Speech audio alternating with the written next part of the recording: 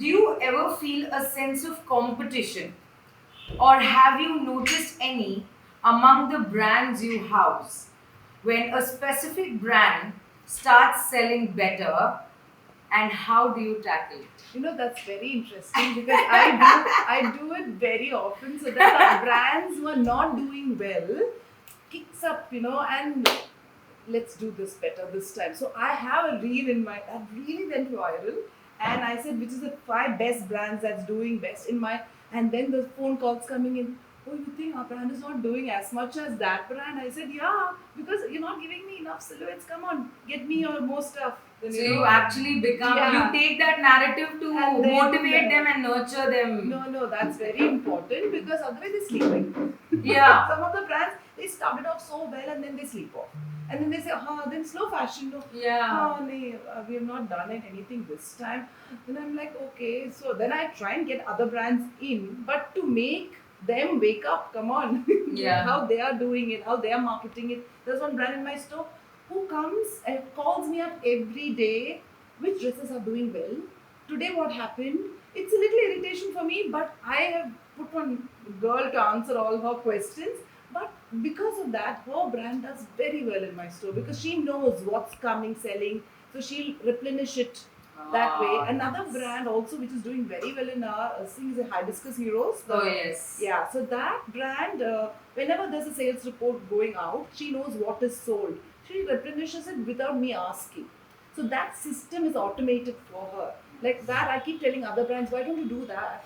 So then there is a growth happening within the brands where I support it unknowingly or knowingly because I tell them, see, that brand is doing that, why don't you do this? So in a business way, it's actually good. Yeah. So you actually use the competition quotient to kind of pump and pull in and make other brands also grow. So they'd like to come to my store. I don't want it. I want it to be more personal with our brands also. I don't want it to be a store, just a multi-brand store, and I've kept it there. There are certain multi-brand store which does rentals. I don't do that. I only do commission basis because only when it sells. So I make sure that it sells.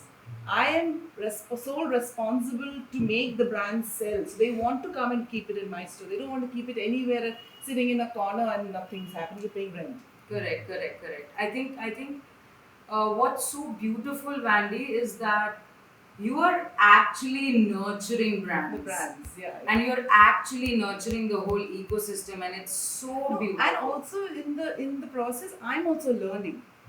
So that I have a brand of my own. So I am also learning. Everything is a learning process, and I take it like that. So everything that I do on a day-to-day basis, it's an amazing experience in my store. I keep talking about, like, even in my stories on Instagram and everything, I talk about the brand.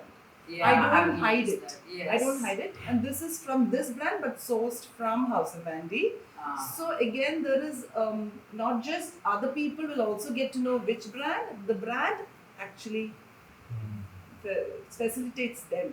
And actually, like, I've seen some of your reels where you are, like how you said, you actually curate different brands, yes, and style into it. one style And then so that way also you end up talking story, yes. and then again, how we say, people don't buy what you're selling, But they a buy lot of what people you're don't know selling. how to style themselves. Like Correct. maybe you and me will know, but another person, it's completely like they are like confused what to do. So when they see these things, I help them how to style. You can style this piece with that, and then keep. So that is also another thing when you come to my store. That's another facility the customer likes.